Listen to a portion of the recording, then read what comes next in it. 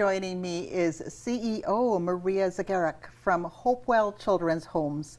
Welcome, Maria. Thank you, Anandi, for having me. Oh, it's our pleasure. Tell me more about Hopewell Children's Homes and what you do. So Hopewell is an organization that is 40 years old. Last year we celebrated our 40th anniversary.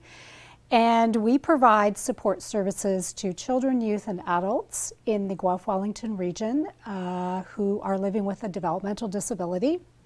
Our services include anything from recreational and camps and social groups to respite programs where we give families a needed break, right up to supported living, which means folks live 24/7 in a Hopewell-operated home. We have about 130 staff, 100 of those are frontline, and 30 of our staff are admin and leadership team members. How many homes does Hopewell Children's Homes have? How many do you run? We run 7 homes in the Guelph-Wellington region. Wow. And you said it started 40 years ago? 40 years ago. Maybe you could tell us a little bit about how it came into existence.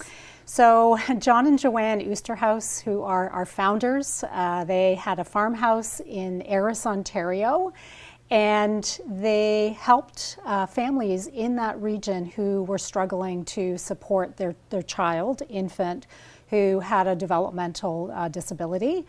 And John and Joanne fostered 4 children. Those kids lived with them in their family home. And it really developed from there. We grew and expanded.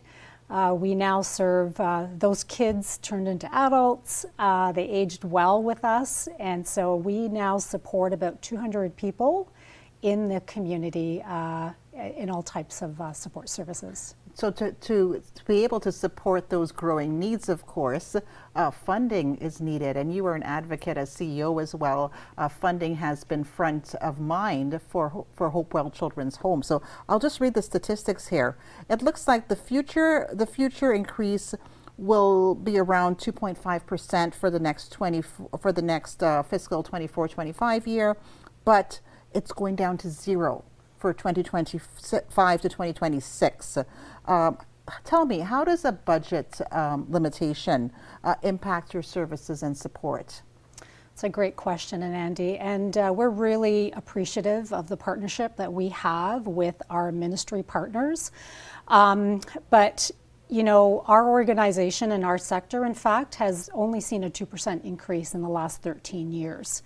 Where when we look at inflation, it's gone up about 40%. So 2.5 is welcomed, but our campaign right now, #5to survive, is really demanding a 5% increase to our base budgets, and then ongoing inflationary increases to allow us to continue with the critical supports that we provide in our community.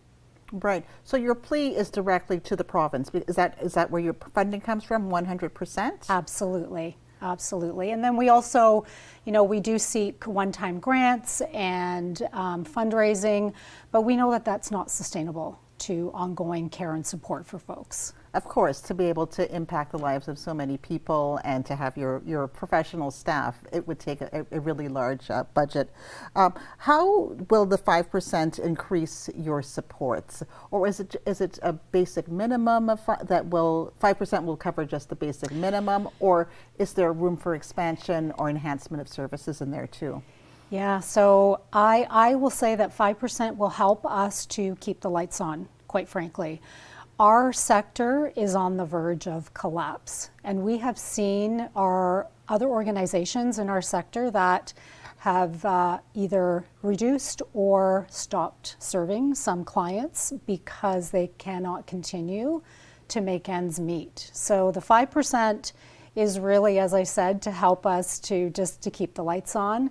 But really that ongoing infusion of funding will ensure the strength and stability of that sector for those vulnerable folks that we support. Right. And leaving the lights on is a bit of a metaphor because you have the three main programs that you have. There's for the recreation is one of them. Remind me what the other two are. Respite and supported living. Okay, and the supporting living is what happens in the homes, in one of your 7 homes. So there's the running of those homes. Funds are needed for that. And tell me maybe some of the recreation initiatives that you have. So we do, for kids, families who have kids with disabilities, in the summer we run summer camps, just like we all, with young kids, need something for them to do in the summer. But we also do skills groups for folks, which is helping them to develop those critical daily living skills that are very helpful for them, not only in their family environment, but when they go out in the community seeking employment, volunteer opportunities, etc. Okay, and respite, what does respite look like for your services? So respite services is offered to families where they are still taking care of their loved one in their family home. We know that families are also trying to manage full-time jobs, running their own homes, and taking care of their loved one 24/7. So the respite is giving families that needed break to really help keep that family unit together, which is one of our goals as an agency.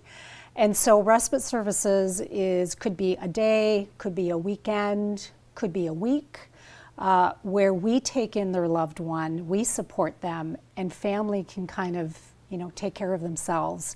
And then when their loved one comes back into their home, they're recharged and rejuvenated, and they continue on. Right, and it benefits, the benefits flow to not just to the person, but to the family, friends, and the rest of the community. We as individuals, how can we help your cause and go about asking and making this plea to the provincial government? I know you are doing your advocacy work, but on an individual level, is there something I could be doing? So hashtag 5to survive, I would invite your viewers to go on that, and there is a petition on there that you can sign. Where our goal is 10,000 signatures, and I think we're at 6,700, something like that. So please do that, and then please also reach out to your local MPP, and I'd be happy to share our pre-budget submission with all of the details. But that really, your voice can really help us in our sector. And is the deadline coming up soon? When are you hoping to present that petition?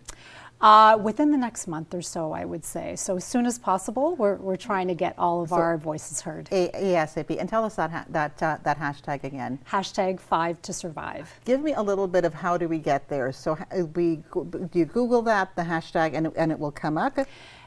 Your viewers can also go on Community Living Ontario's website, and it's linked in there as well. Awesome.